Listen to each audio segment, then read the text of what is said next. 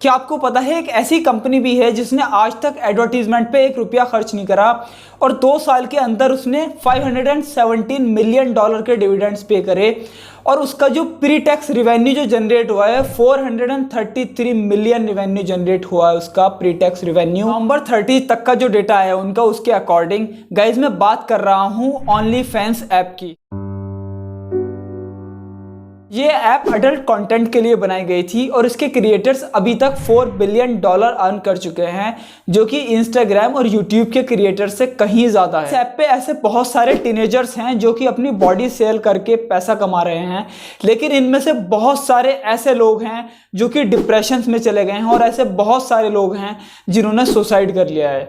सो ऐसा क्या है इस प्लेटफॉर्म के अंदर जो लोग इतना ज़्यादा पैसे स्पेंड कर रहे हैं अपना। अगर मैं बात करूँ पॉर्न इंडस्ट्री की, तो आज के टाइम पे बहुत सारी वेबसाइट हैं, बहुत सारी फ्री वेबसाइट के बावजूद भी लोग इस प्लेटफॉर्म पे इतना ज़्यादा अपना पैसा क्यों वेस्ट कर रहे हैं। सो गाइस इसके पीछे एक बहुत बड़ी माइंड गेम है। 2010 में टिमोथी स्टॉकली ने अपने रिलेटिव से कुछ पैसे उधार लेके एक ऐप बनाई ग्लैम वर्शिप नाम की, जो कि ओनली फैंस का एज ए डेमो वर्जन था और जो बहुत ज़्यादा सिमिलर थी इंस्टाग्राम और स्नैपचैट से, लेकिन वो चल नहीं पाई इतनी ज़्यादा इंस्टाग्राम और स्नैपचैट की वजह से। इसके बाद इन्होंने कस्टम फॉर यू करके एक वेबसाइट बनाई जहाँ पे क्रिएटर्स जो थे, मॉडल्स जो थे, वो आके कैम शो परफॉर्म करते थे और वहाँ पे जो लोग थे वो आते थे और वहाँ से उनको इंस्टाग्राम पे कनेक्ट करते थे।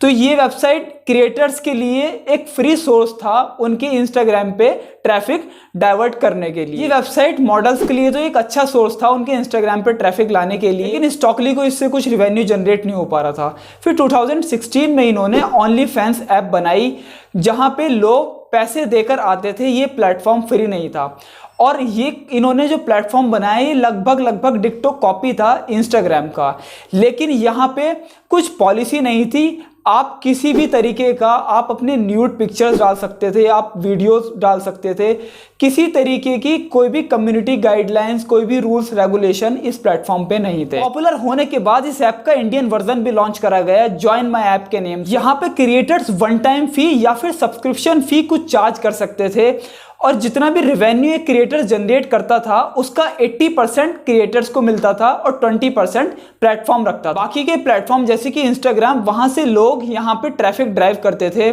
अब लोगों को ऐसा लगता था कि यहाँ पे पैसा कमाना बहुत आसान है, हमें वर्चुअली कुछ अपनी फोटोज ही तो डालनी है, कुछ अपनी वीडियोस ही तो अपलोड करनी है। अब लोग सुसाइड क्यों कर रहे हैं इस ऐप की वजह से और डिप्रेशन में क्यों जा रहे हैं।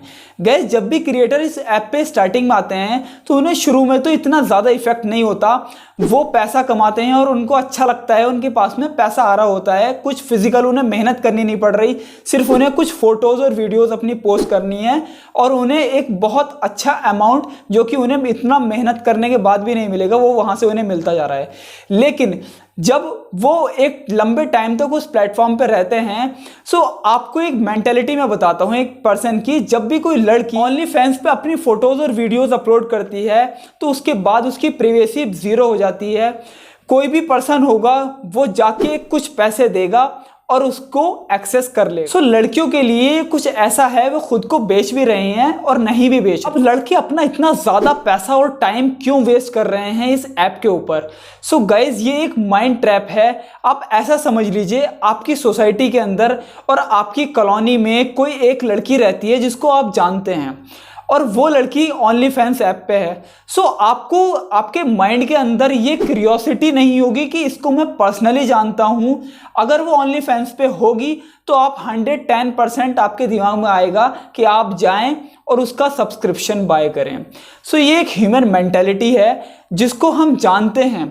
अगर उसको हम वर्चुअली देख सकते हैं कहीं ना कहीं कुछ पैसे देके, तो हमें उस चीज़ से ज़्यादा सेटिस्फैक्शन मिलता है ना कि जिसको हम जानते नहीं हैं, जो एक मॉडल है जिसको सारी दुनिया जानती है लेकिन हम पर्सनली उसको नहीं जानते हैं और उसको हम देख रहे हैं उसमें। और एक वो इंसान जिसको हम पर्सनली जानते हैं उसको हम वर्चुअली देख रहे हैं, उसकी प्राइवेट वीडियोस या उसकी फोटोज, लोगों के दिमाग में जो डोपामिन क्रिएट होता है वो एक बहुत बड़ा एडिक्शन बन जाता है और लड़के इससे फिर बाहर ही नहीं निकल पाते। फिर वहां पे लड़के एक ऐसे ट्रैप के अंदर फंस जाते हैं जहां पे उन्हें लगता है कि हमें एक रिलेशन की नीड नहीं है और उससे वो निकल ही नहीं पाते। जब वो एक क्रिएटर को देख चुके होते हैं फिर उस जैसे वो और क्रिएटर सर्च करते हैं और वहां पे जाके सब्सक्रिप्शन बाय करते हैं और अपना पैसा और अपना टाइम वेस्ट करते रहते हैं और इस ट्रैप के अंदर वो फंसते चले जाते हैं, यहां से निकल ही नहीं पाते। और जो क्रिएटर्स होती हैं वो भी इस ट्रैप के अंदर फंस जाती हैं। अगर उन्होंने एक बार ओनली फैंस पे अपने कंटेंट अपलोड कर दिए तो वो बहुत सारे लोगों तक उनकी कंटेंट पहुंच चुका, उनकी वीडियोस और उनकी इमेजेस, वो अब वहां से नहीं निकल सकती और उसके बाद सोसाइटी में उन्हें बहुत ज़्यादा एम्बैरेसमेंट का भी फील करना पड़ता है।